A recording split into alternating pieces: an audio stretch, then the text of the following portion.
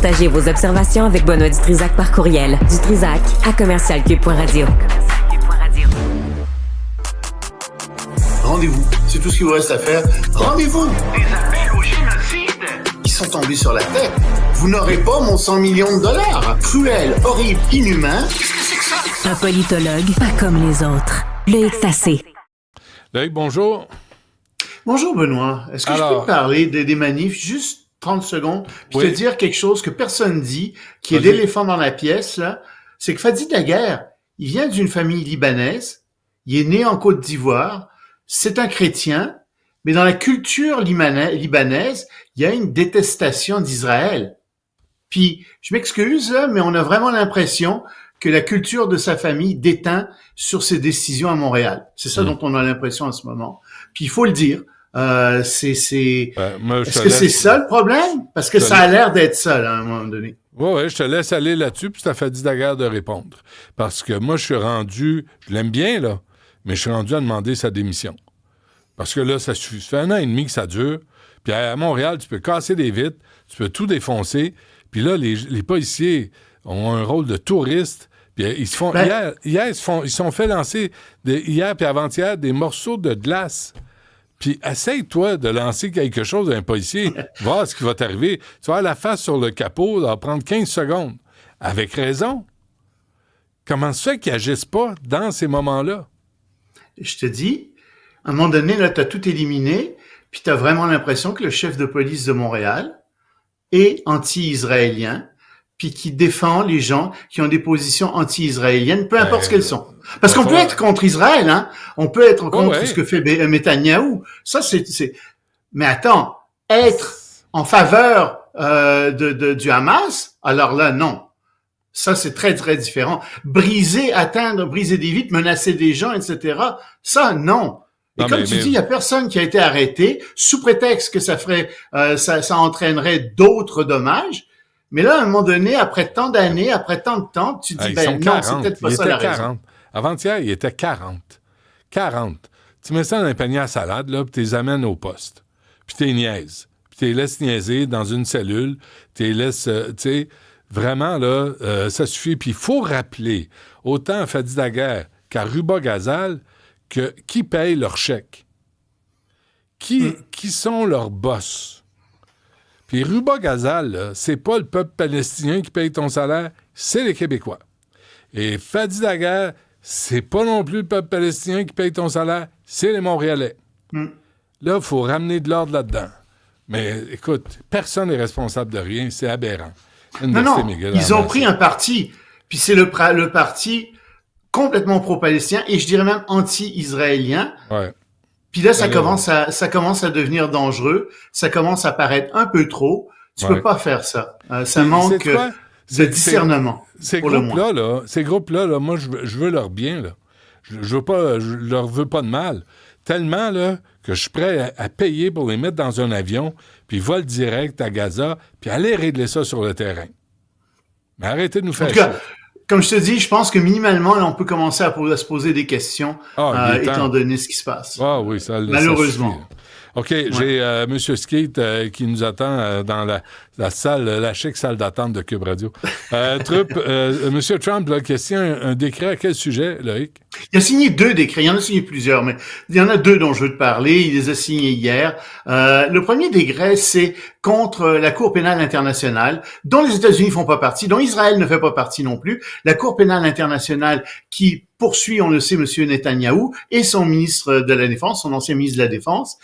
Et en théorie, tout pays membre de cette Cour qui a signé le traité de cette Cour pénale internationale devrait les arrêter, dont le Canada. Il y a 123 pays à travers le monde qui ont signé ça.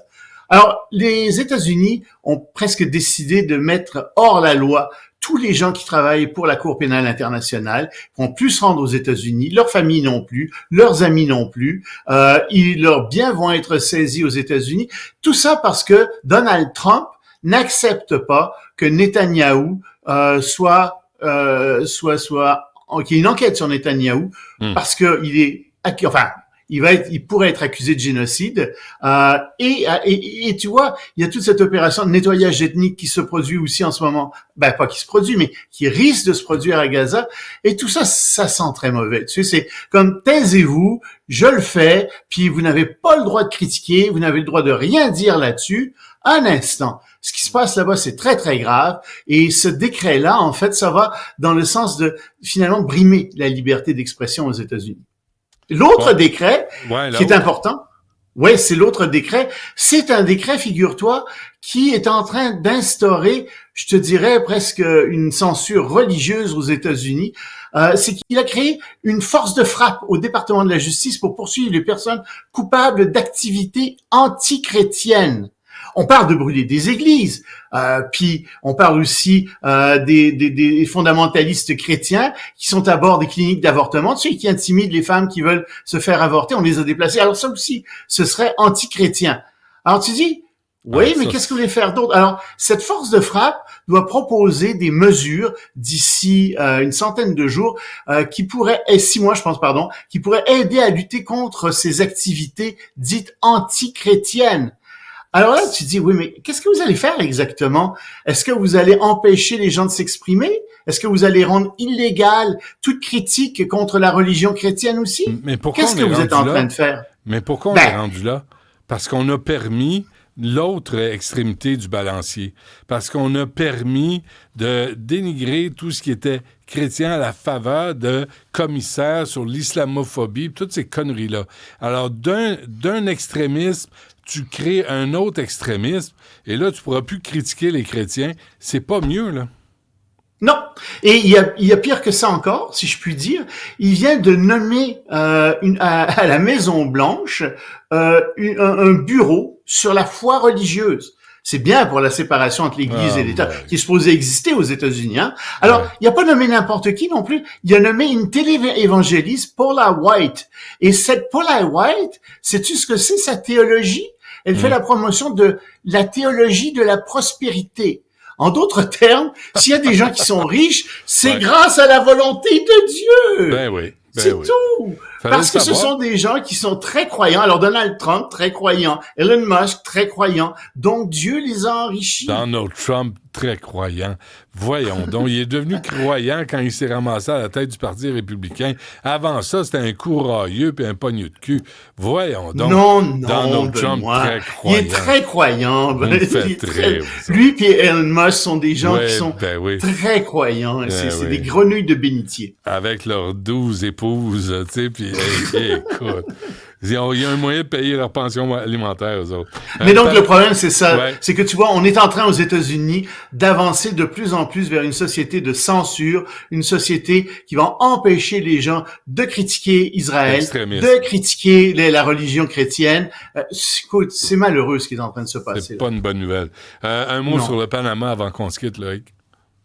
Au Panama, le Panama a décidé de se retirer des nouvelles routes de la soie. La Chine avait investi massivement dans les infrastructures du pays et en fait, ils ont dit c'est fini, on se retire des routes de la soie, des nouvelles routes de la soie. Le gouvernement chinois est très mécontent de ça. Les États-Unis sont contents, mais qu'est-ce qu'ils vont demander d'autre au gouvernement du Panama? Puis je peux pas te parler des gens qui se trompent de fenêtre, qui font pas la différence. C'est en Russie. Figure-toi qu'il y avait une perquisition chez un opposant de Poutine et il s'appelait en fait Vadim Stronkin, un chanteur de 59 ans. Et le pauvre, pendant qu'il y avait cette perquisition-là, tu vois, il est tombé de la fenêtre de sa cuisine. Il était au 10e étage. Ça pardonne pas. Encore quelqu'un qui sait pas faire la distinction entre une porte et une fenêtre. Je pense que il devrait y avoir des cours. L'État russe devrait donner des cours aux gens. C'est pas le premier, hein? C'est pas le premier qui tombe en bas des milliardaires sous Poutine là, qui ont été éliminés de cette façon-là. Il y en a régulièrement. Et c'est une façon régulière pour Poutine d'éliminer ses opposants. Il les défenestre. Puis voilà. C'est un accident. C'est un suicide. C'est tout. Mais il y avait des inspecteurs qui étaient chez lui parce qu'il disait qu'il avait donné de l'argent à l'Ukraine. C'est un pauvre gars qui grattait une guitare puis qui était obligé de donner des cours chez lui pour arriver à joindre les deux bouts. Lui, faisait des transferts d'argent à l'Ukraine. C'est rendu un problème de santé publique, là, en Russie. Il va falloir qu'ils fassent attention à ça, qu'ils mettent... La des poutine, tu rambardes. sais, ça peut être très mauvais pour la santé. Ouais, je le sais aussi. Merci, Loïc. On se reparle. Salut, lundi. Benoît. Salut.